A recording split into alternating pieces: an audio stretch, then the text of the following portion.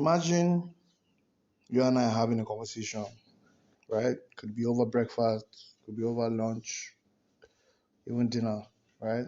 So what food is involved, I'll probably pay attention. And we're talking about strategy, right? You have a business idea, or you have an early stage business, or you have a business that you've been running for some time, and you're trying to develop a strategy. You don't know where to start. This big word called strategy, what does it even mean, right? I'm going to spend some time today to talk about that. Bonjour, welcome to another episode of MIA with Damini, a bi-weekly show targeted at helping African business owners sell and market their products and services better. Let's start with defining what strategy is, right? Um, One of my professors during my diploma would say that imagine you have building materials, right? You want to build a mansion, okay, or let's say a skyscraper. So you have the building materials, but you don't have an idea of what the house should look like. That's where planning and strategy comes in, right? So strategy is sort of like a guide or the direction where a business is going for some time. So let's say for the next 3 to 6 months to 1 year to 3 years to 5 years, what's your strategy? Most people develop strategy, most businesses develop strategy on a 1 to 5 year basis, right? They say that if your business can survive 5 years, then your business can survive a whole lot longer, right? So society has made 5 years the benchmark. So that's strategy, right? That's where we talk about strategy. Now, after strategy is when you talk about tactics, right? And I want to touch tactics because a lot of people confuse strategy with tactics, right? So using the same building a house idea, strategy is the drawing or outline of what the house would look like, right? Tactics is what you would use to build a house. So the bricklayers, the surveyors, the painters, the plumbers, that's your tactics, right? So every business needs to have a strategy that would shine the light or guide them on their entrepreneurial or successful or profitable journey, right? And then they will use tactics to achieve that strategy. So tactics and strategy are not the same thing. Strategy is the senior brother. Just follow me, right? So tactics is inside the strategy. Hope that helps. Now we understand what strategy means. Um, we understand why it's important because obviously you can't build a house without drawing a map or drawing an outline of what the house would look like, right? You could buy materials to build a duplex, and then without a plan, you end up building a bungalow or a 3 or 4 story building that is very shaky, right? So that's what strategy is. Strategy is a guide for businesses. Okay. Um, for sake of simplicity, I'm just going to talk about 4 types of strategies that businesses use everywhere and every day, both the small or the medium and the large scale businesses, right? And this is based off the Ansoff matrix, right? So the first one is market penetration. Market penetration is just you gaining more market share in your industry using different types of tactics. Remember, I explained that tactics are inside the strategy, right? So, for example, now let's say um, Matilda He's running a coffee shop in Johannesburg, and over the past 3 to 6 months, two other coffee shops have come to join her and compete for her customers, right? What Matilda is going to do is now develop a market penetration strategy, which means, okay, you know what? Since we're now three in this particular market or in this particular area, how can I make sure that I create an experience that customers would boycott other coffee shops and only come to my shop, right? So that's where you see things like Matilda could offer, let's say, um, for every 2 cups you buy, you get a free bagel or you get a free croissant or something like that, right? So that's your market penetration. It's very similar to guerrilla marketing, where you see brands like Domino's now. I don't know if you guys remember when I think there was this particular street. I don't know where it was in the world, but I know it was not in Africa, thankfully. But there was a particular street where Domino's were trying to get the government to fix the street, and the government didn't come through. So instead, they fixed the street themselves, and then left their branding on it. So that Domino die, or is it dice, was left on the street. So that's like a guerrilla marketing tactic that is very common when you have market penetration strategies for your business. So the first one is market penetration strategy. The second one is market expansion or market development, right? And this is simply going to a new market and building some form of authority and gaining market share in that market. Um, Let me use the same example for this one. So Matilda now has decided, okay, you know what? I will continue fighting for a market share with these two other coffee shop businesses here. Or instead, let me move to Cape Town and also start a coffee shop there. Or let me move to East Africa and set up a coffee shop there. That's basically what market development is. And the advantage of market development is it opens you to new environments, right? Some some businesses find themselves in a saturated market, right? And in that type of situation, going to a new market is actually cheaper than fighting for customers in that current market you're in, right? So instead of Matilda staying there, she could just say that, you know what, let me just go to Rwanda or Tanzania and set up a coffee shop and, you know what, introduce um, coffee the Soweto style or something, right? That kind of thing. That's your market development strategy. Uh, the next one is product development, right?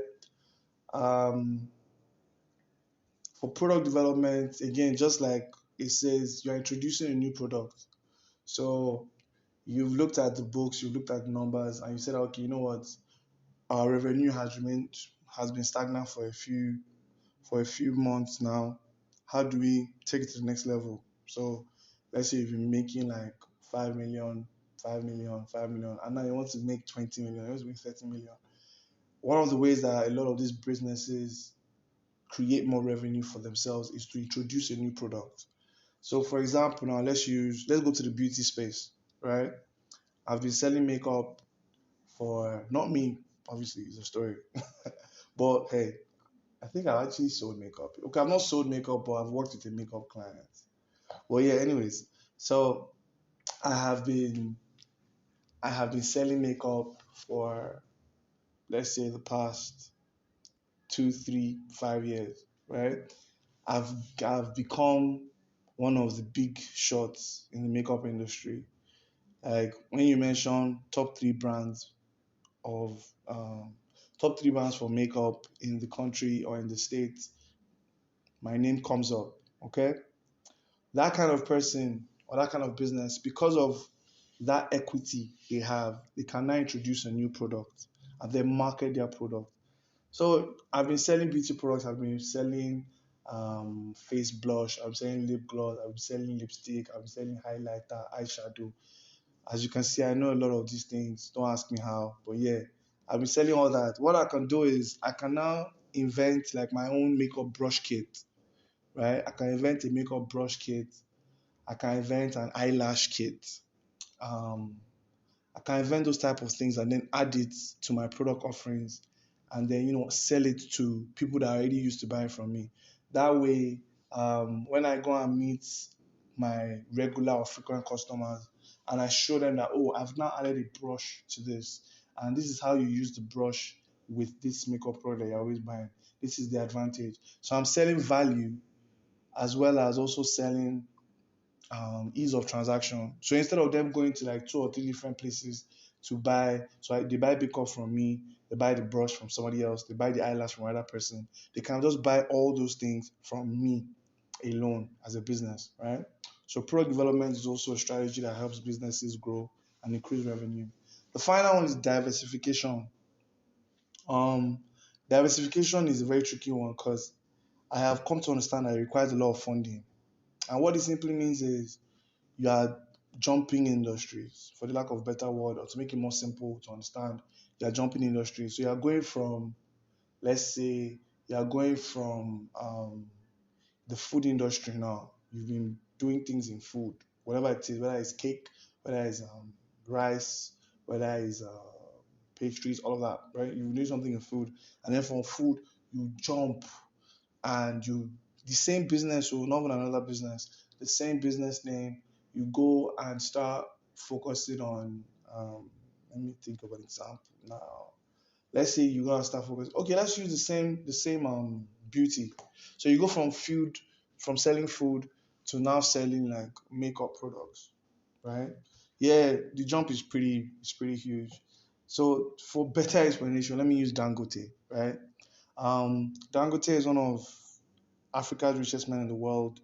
And how he became rich was because of this particular strategy, diversification, right? A lot of people know him for his cement factories and all of that. But he also has his hand dabbling in agriculture. Um, he has his hand in food. He has pasta. He has Indomie and all of that. And then also, as of now, he's actually working on a refinery. So you can see that these are different industries. So we have the oil industry, we have the agricultural industry, we have the food industry, and then we have the cement industry. So he has found a way to diversify his funds. Um, and that's why I said in the beginning that I feel it's very capital heavy, but if the money is there, the gains are there to be taken. The gains are there to be taken because you're spreading your income and making more money from it, to be honest, right? So yeah, that's the four um that's the four marketing strategies that a lot of businesses use. As a small business, or even a medium scale business, you would most likely be focusing on either market penetration, market development, or product development. Um, Diversification is more for the big boys, right?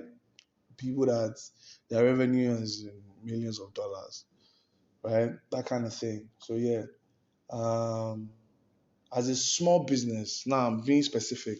As a small business, you would most likely want to focus on market penetration, right? And you would rely heavily on storytelling, customer review, um, bundle offerings as your tactics, right? Just to show that first of all you are original, you're authentic, you are you are a brand to be reckoned with, and you're building your equity. So for small businesses, it's always between market penetration and market development.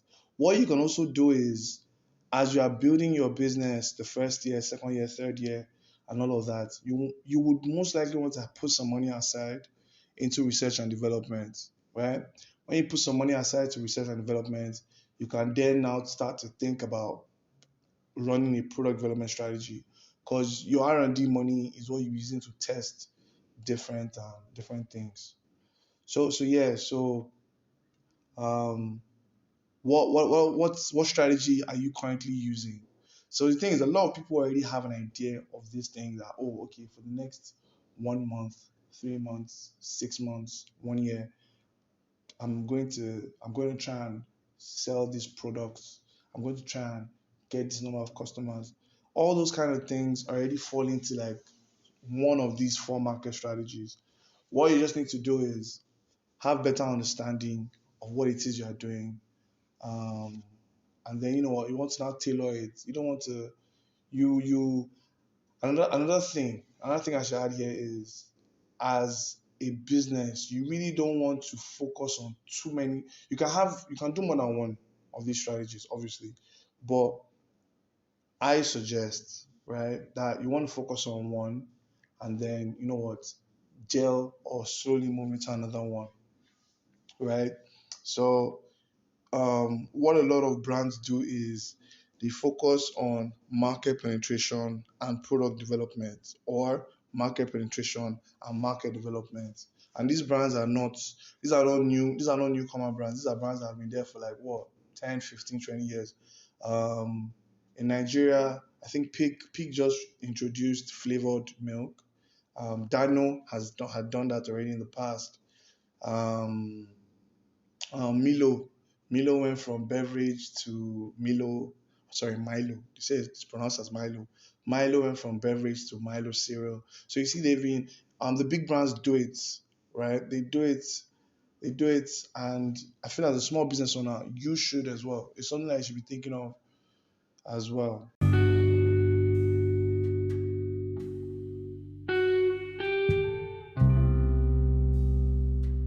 So today we've learned about strategy.